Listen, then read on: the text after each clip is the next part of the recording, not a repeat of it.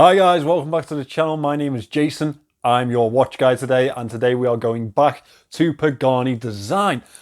As you've probably seen in the last few weeks or last month or so, I've unboxed a couple of Pagani designs. There's been the Tudor Black Bay Homage, there's been the Explorer and the AP Homage. Today I'm going to be reviewing the Explorer 2 Homage. It's a very pretty watch, and it was rather popular when I unboxed it. Now this is still available on Aliexpress. The prices have slightly dropped since I bought mine, which is always good for you guys. And this has been reviewed by a couple of other people, a decent few other people, so there's a lot of content out there for you to go on. If you would like to pick this up, I'd be very grateful if you could use my affiliate link in the description. I get a little bit of a kickback from that, but you don't pay any extra. So without further ado, let's get this Polar on the desk and let's get this review going. So this is Pagani Design's attempt at the Rolex Explorer 2 Homage. Now I was actually really persistent in asking Pagani to make this homage when they'd commented on my channel last year. They claimed that it wasn't popular enough to do, but obviously they changed their mind because here it is. Actually, I think that they've done really well. Overall, it's a good watch for the price. At the moment, I've got these on my Aliexpress at £89, which I think is actually pretty reasonable for what you're getting. Obviously, it is an automatic GMT. Now, it is packed with a Chinese movement. It is the Pearl DG5833A. It's the same one that they use in the other GMT models. I've never really had a problem with it. I've got this one and the Coke GMT, and I've never had an issue with either of them. So yeah, I'm quite happy with the movement. Let's talk about the dimensions of this watch. It is 42.3 millimeters in diameter, 12.5 millimeters thick. Lug to lug, it is 49.8 millimeters, very, very close to that 50 mil point. 20 millimeter lugs means this is very easy to interchange onto different bands and bracelets. So let's talk about the casing of this watch. It is 316L stainless steel. I actually think that they've done really well with the finishing on this one. It's better than I expected. We have some lineal brushing on the lugs, as you can see there and there, which is actually really nice. It flows very well into the bracelet. High polish on the sides of this one. As you can see, a very high mirror polish on it. We have a circular effect brushing on the bezel itself. Now it is a fixed bezel. We have black markings on the numerals and triangles at the odd GMT points. Now as we move over onto this crown, one thing that they've done differently here is that they haven't made a screw down crown, which I didn't actually expect. I'm just going to pop this out. As you can see, first position is for the GMT hand. And as you can see, it's actually quite independent. So you can set this to the point that you want. It's not a snap to GMT point. And rolling the crown upwards, you change the date. Second position is the handset. Now as you can see, that GMT hand does move along with the hour and minute hand, as you'd expect. We have a high polish on the crown guards here also, which flows well into the side profile of this watch. This is a queen edge crown on this one, and we have the Pagani design logo on the center of this with a nice sandblasted negative finish on it. Very easy to grab hold of, very easy to use, and obviously hand winding from point 0 on this. Now as we move to the back of this casing, you can see that rotor with the Pagani design logo on. Nice to see that they've customized this rotor themselves. It's actually not a bad movement to look at when you really give it a good look. It's quite nice. I mean, it's a pretty movement. It is Chinese. It's not going to be the best in the world. The reliability, we probably don't know until a few years down the line, because we've only really just started testing these movements, only just started putting these into watches and using them properly. One thing that we do know is that it's a cheap movement, and therefore it's easily replaceable. The watch itself, if you get a few years out of it, I think it's probably worth it anyway, just to pick up another one. This is a flat sapphire crystal on this one with a magnified cyclops at the side here. I think that might be 2 times maybe, 1.5, something like that. I'm not the biggest fan of cyclopses on these watches. It's just something else to go wrong with them. And that sounds stupid, but like when these companies start adding things on top, things start to slip. And I prefer when they keep it as flat as possible. I just don't see the need in this cyclops.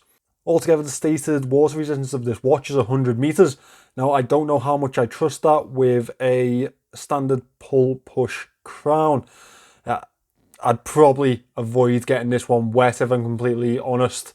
One thing that I would like to point out is the finishing on the edge of this bezel. I really do like the mirror polish, the accent of the mirror polish against that brushing. I think that's a really nice feature of it. The brushing on the bezel itself is actually quite good too. Now as we move into this dial, it's a very lovely white flat dial and it's accented so well by the black accents on this.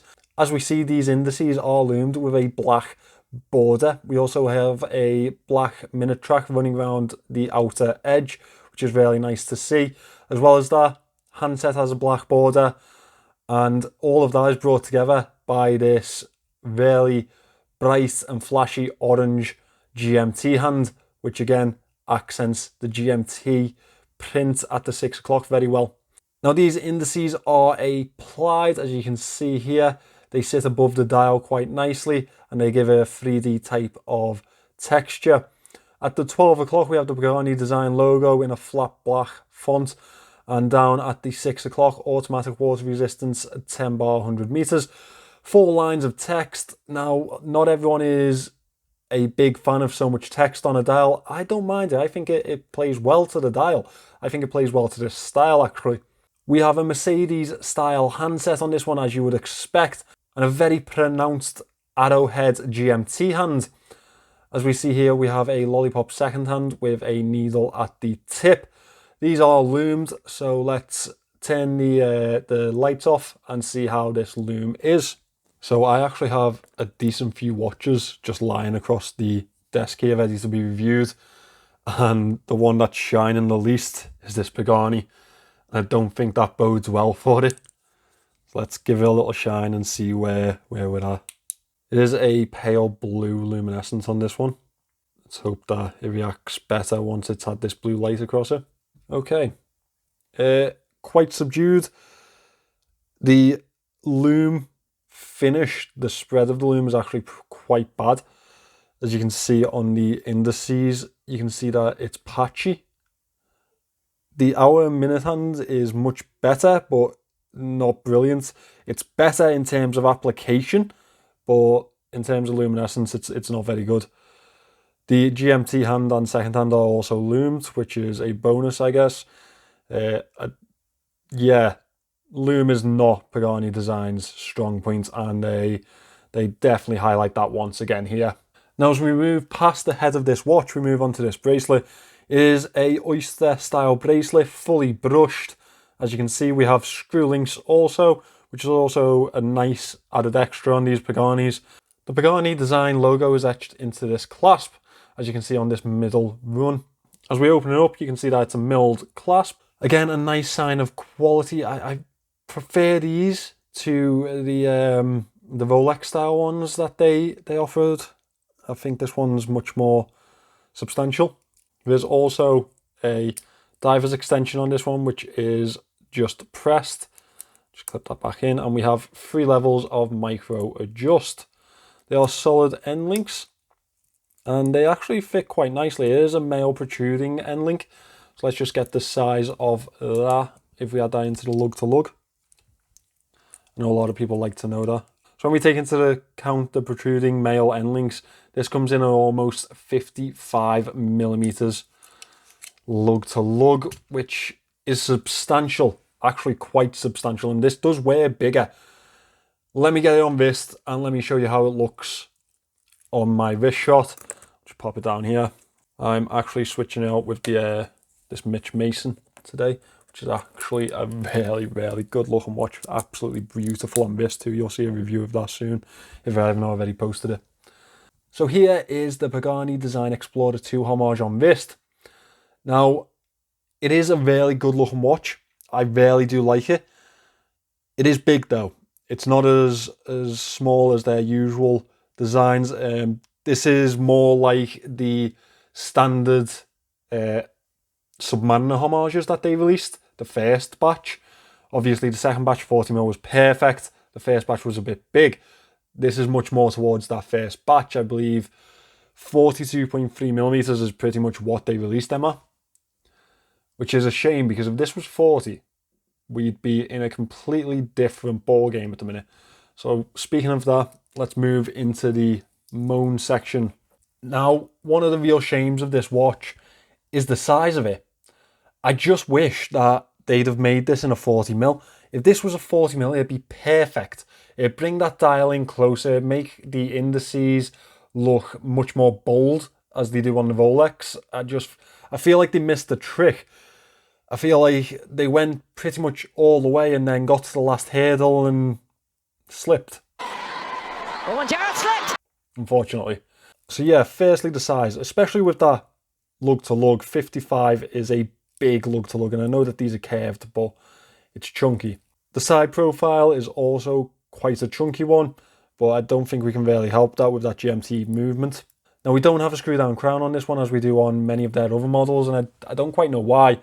I feel like that's also let it down. They could have very easily fitted this with a screw down crown, and I would have much more believed that 100-meter water resistance. I just don't with that crown. I just don't trust it. Aside from that, the watch is really well finished.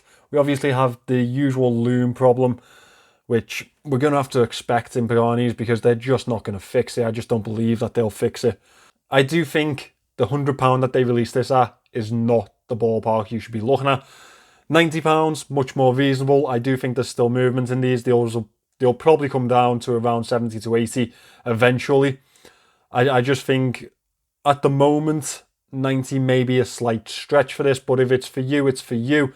And I have my affiliate link in the description if you'd like to use that. But yeah, in conclusion, it should have been 40mm. That's really all I have to say on the matter. That has been my review of the Pagani Design Rolex Explorer 2 Homage. I really do like this watch. There's just something about that size that doesn't do it for me. I just think that 40mm would have been perfect, and it's let me down because it's not 40mm.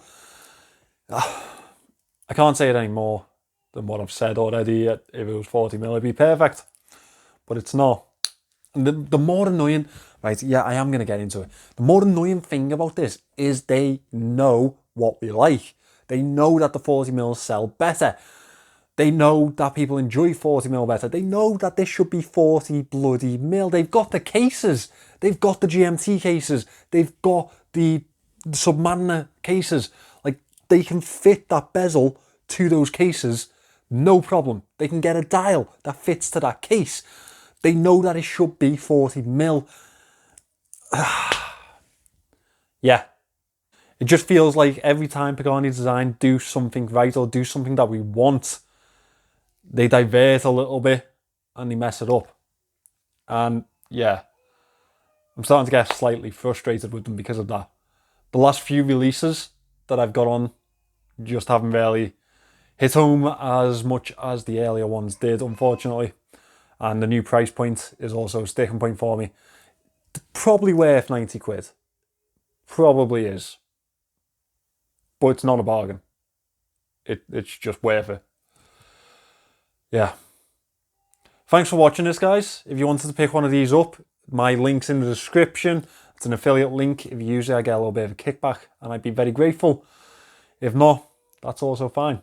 I just appreciate your viewership. Please do remember to subscribe and I will see you in the next one.